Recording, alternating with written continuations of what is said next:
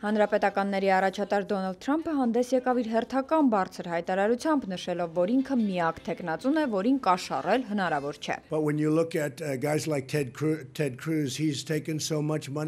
Թեդ Քրուզը օրինակ այնքան գումար է վերցրել ամենատարբեր դոնորներից, որ ամբողջովին գտնվում են նրանց վերահսկման ներքո։ Նույնը կարելի է ասել Ջեբ Բուշի և Ռուբիոյի մասին։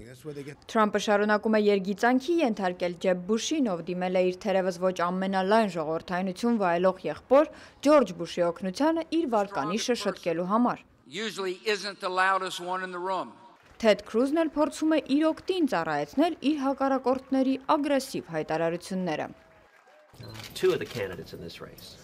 Թե Թրամփը և թե Ռուբիոն նույն ոճով են հանդես գալիս, նրանց թվում է, որ սեփական ձայնը բարձրացնելով քողարկում են իրենց սխալները։